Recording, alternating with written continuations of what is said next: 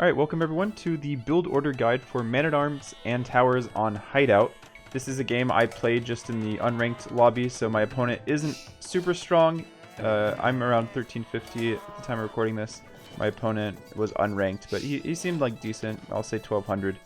But this is, if you haven't seen my Hideout video yet, on just general tips on how to play Hideout, what the map looks like and all that, I'd suggest watching that after this because the build order on stone doesn't explain too much. But we start off with 6 on sheep, and already we're going for a lumber camp. So we're going to have 3 on wood with Celts. So we're going Men-at-Arm towers with Celts because we only need 3 on wood, and we can go forward or go up on 21 population versus 22, which I think would be more standard with other civilizations. So we have 3 on wood, and here I'm about to get the boar. I'm like, okay, wait, I only had 3 on wood.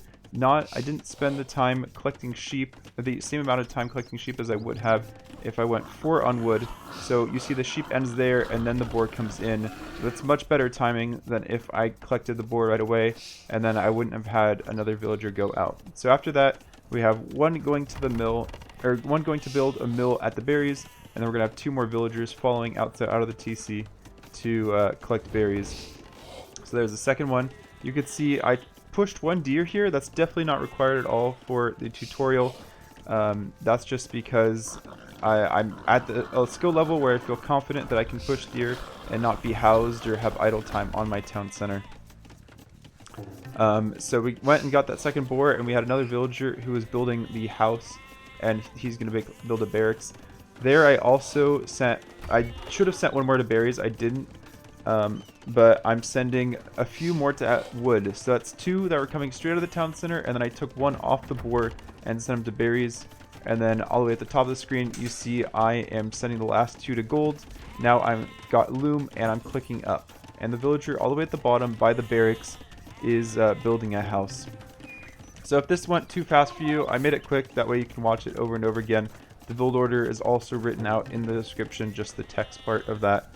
And you see these villagers, they're collecting resources. I have 4 villagers that are going forward now, and I'm sending 2 from the town center and 1 from who's building a house to collect stone. I have my 3 militia going forward as well. 2 that were on gold can come back.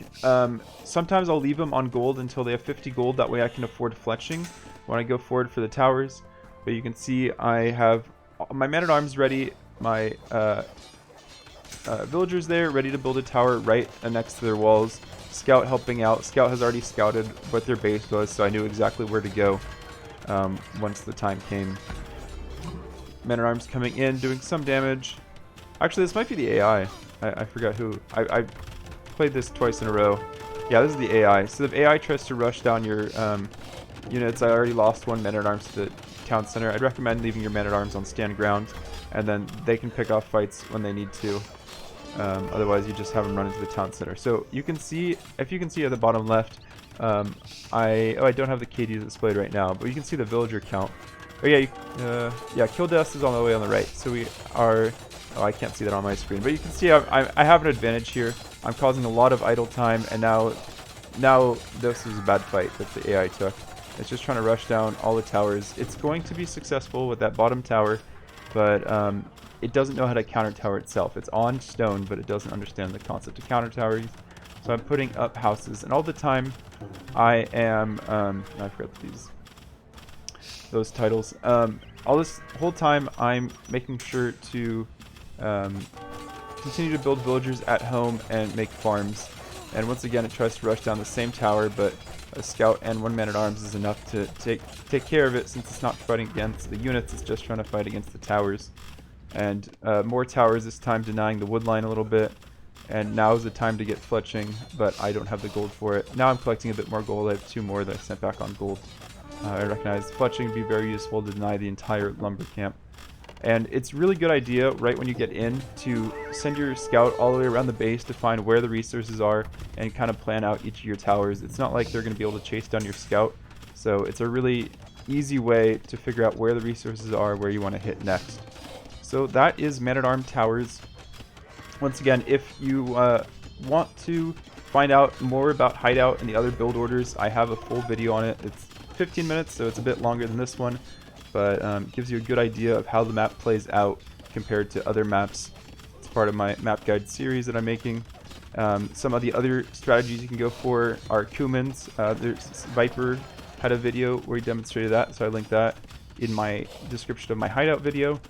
You can also go open Archers, and that's another video, build order video I'm making. That's pretty standard where you can do that on multiple maps, whereas Men-at-Arm Towers is more, you kind of have to have a little bit of a safe economy before you go forward. Let me know what you guys think. Leave any comments if you think I could improve this build in any way, or any adaptations you make for this build order, and I'll see you in the next one.